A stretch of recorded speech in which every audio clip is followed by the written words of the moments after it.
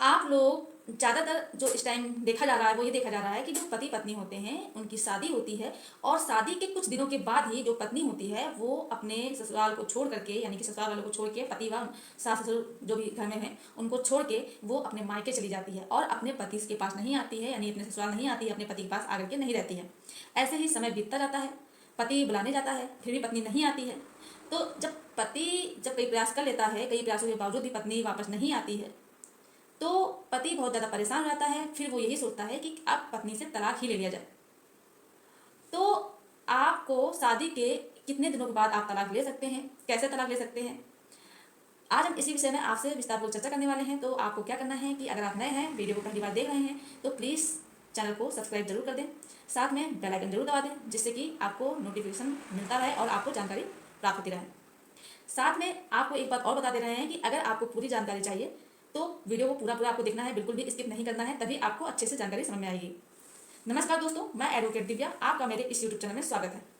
तो अब हम बात करने वाले हैं कि आजकल आप लोग देखते होंगे कि जैसे किसी की शादी होती है और शादी के 2-4 दिन के बाद या दूसरे दिन, या जैसे पत्नियां होती हैं चौथी में जाती हैं अपने घर, इसके बाद अपने ससुराल वापस लौट के नहीं आती हैं, जबकि ना ही कोई कारण होता है, ना ही कोई वजह होता है, और पत्नी को बार बार बुलाने की कोशिश की जाती है पति के द्वारा, लेकिन पत्नी फिर भी नहीं आती है। होता है कि जब पत्नी शादी के एक दिन भी नहीं बाद रुकी है, या फिर शादी के बाद एक दिन भी नहीं रुकी है, या फिर शादी के 2 दिन नहीं रुकी है, या फिर एक हफ्ते ही साथ में रही है और पत्नी चली गई है, वापस नहीं आ रही है, बहुत समय बीत चुका है,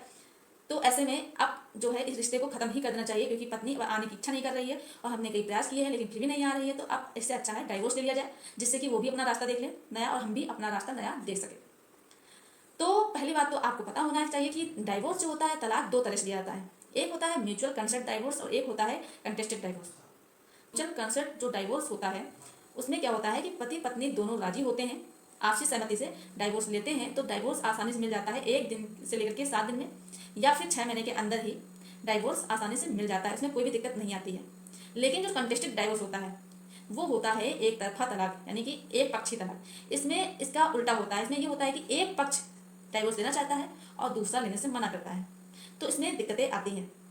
तो ऐसे में क्या करना है, जैसे कि आपकी शादी हुई है और आपकी शादी हो जाने के बाद आपकी वाइफ आपके साथ 1 दिन ही रही है, 2 दिन रही है, या 1 हफ्ते रही है और वो अपने मायके चली गई है, और इस बीच जो भी शादी से 4-5 दिन रही है, शादी से के बीच से लेकर के जितने दिन रही है, उस दौरान अगर आपका कोई भी फिजिकल रिलेशन नहीं बना है, आपका जो पति पत्नी के बीच रिश्ता होता है ऐसा कुछ भी नहीं हुआ है, और आपकी वाइफ चली गई है, इसके बाद वापस लौट के नहीं आ रही है, तो आप कोर्ट में अगर इस चीज़ को साबित कर देते हैं तो आपको डाइवोर्स आसानी से मिल सकता है। ये जानकारी आपको जरूर होनी चाहिए। जानकारी अगर पसंद है वीडियो को लाइक जरूर कर दें, शेयर कीजिए और चैनल को सब्सक्राइब जरूर करें। धन्यवाद।